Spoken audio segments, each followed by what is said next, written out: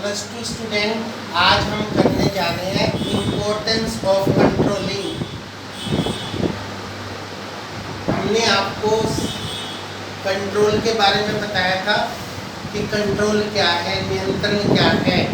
आज हम करेंगे कंट्रोल की इम्पोर्टेंस।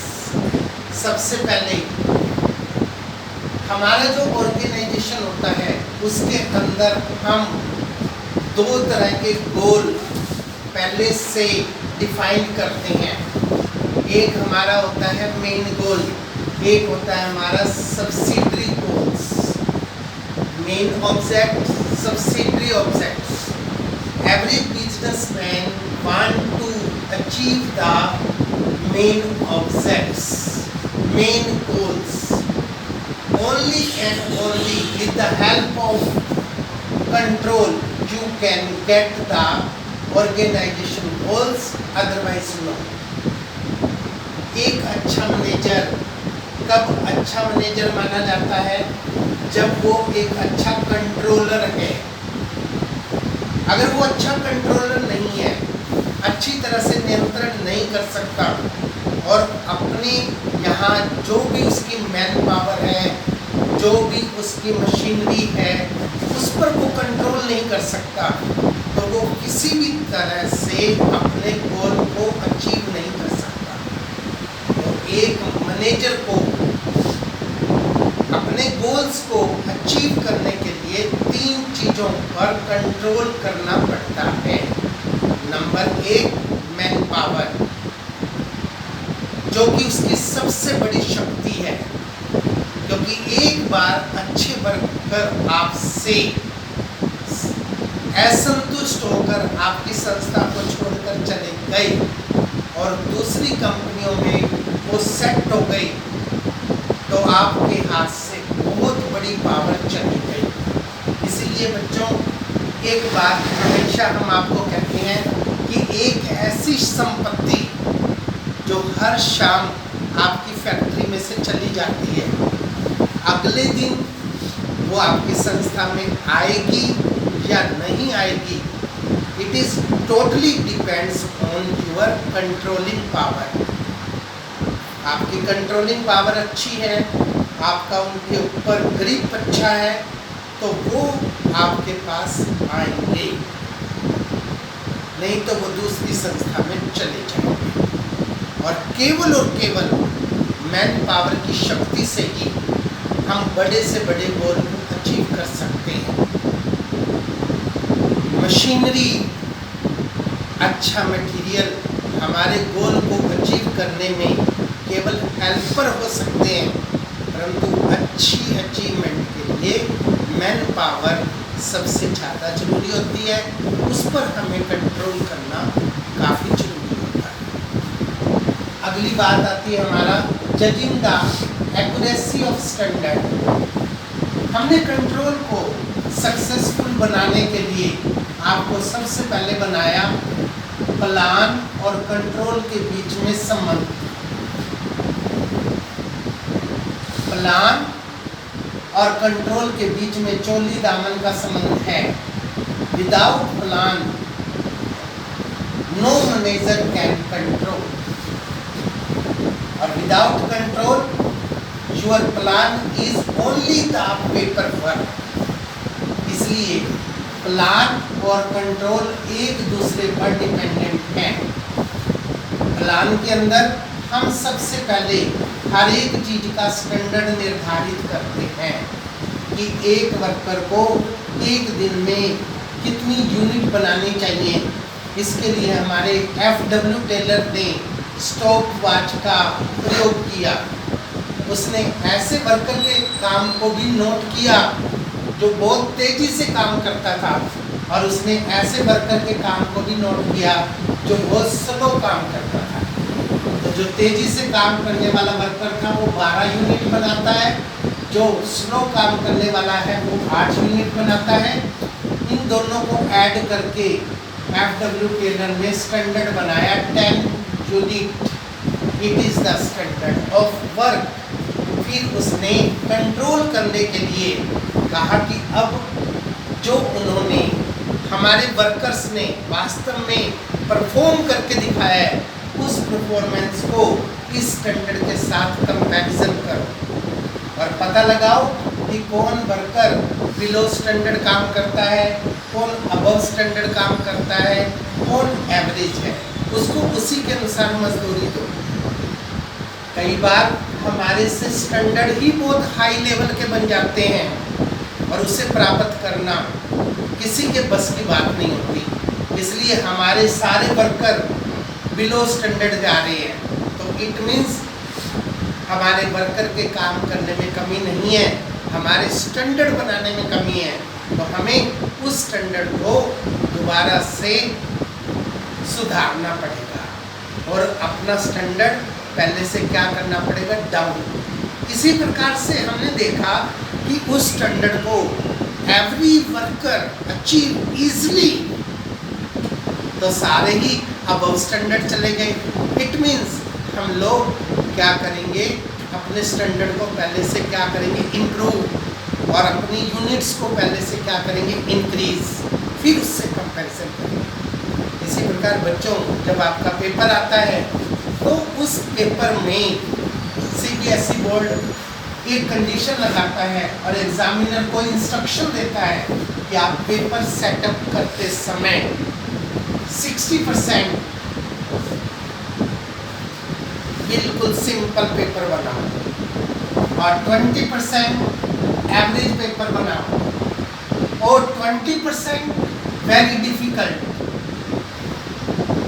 इसका मतलब 60%, जिसके कारण बोर्ड चाहता है कि सारे बच्चे पास हो जाएं और हमारा जो पास का एवरेज है वो ज़्यादा है, परसेंटेज ज़्यादा है।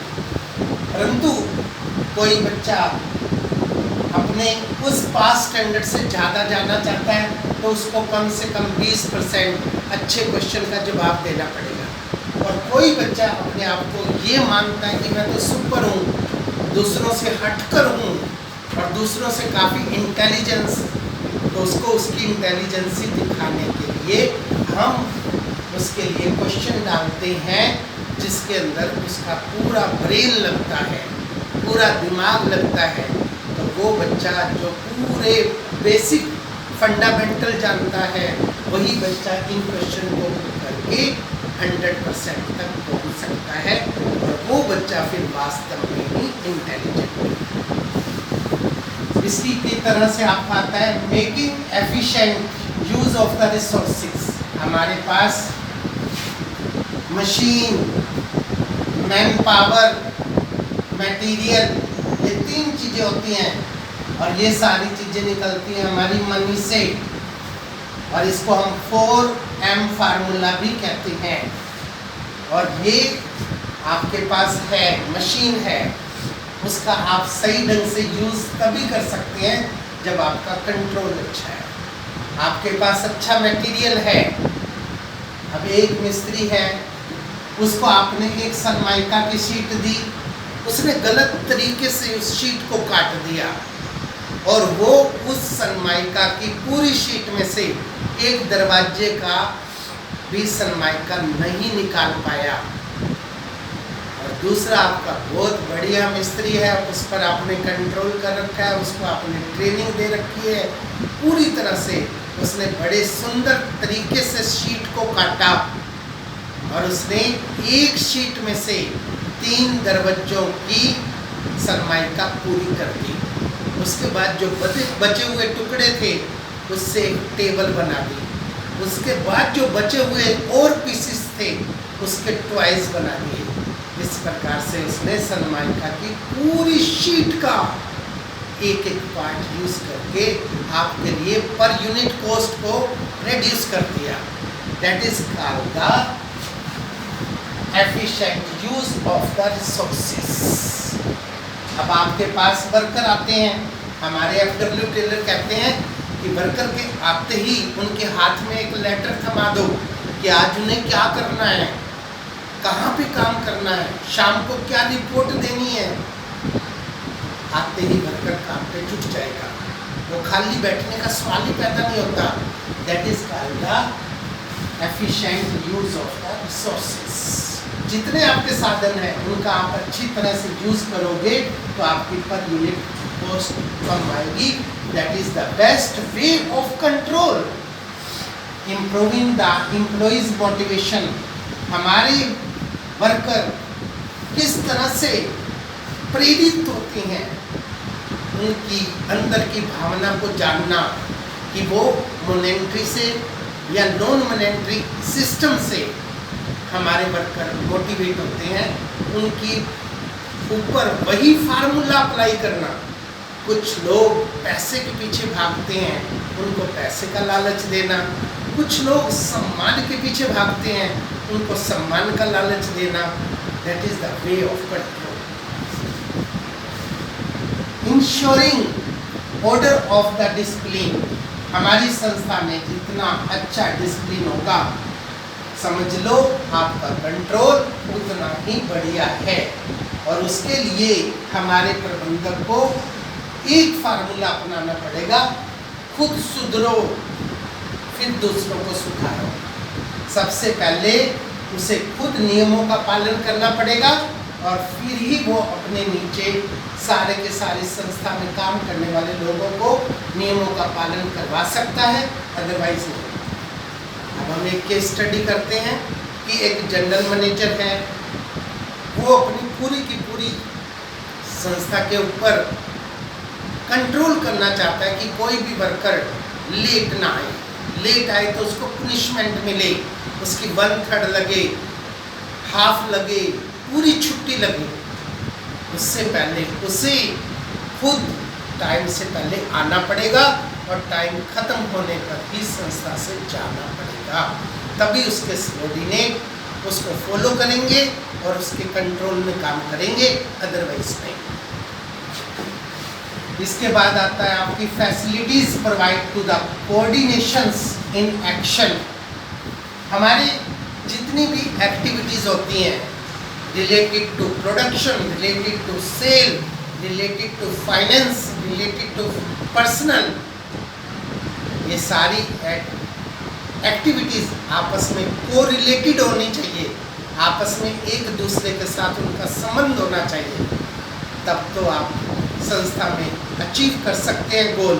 अगर हर एक की अपनी अपनी डबली है, अपना अपना राग है, तो आप अचीव नहीं कर सकते। फॉर एग्जाम्पल, अब सेल मैनेजर है और दूसरी तरफ प्रोडक्शन मैनेजर है, उनकी आपस में नहीं बनती है, तो प्रोडक्शन मैनेजर अपनी तरफ से अपने ढंग से without consultation of the selling manager production करके बना के रख देगा और वो समझेगा कि मेरी ड्यूटी खत्म हो गई। मार्केट में वो प्रोडक्शन बिक ही नहीं रहा।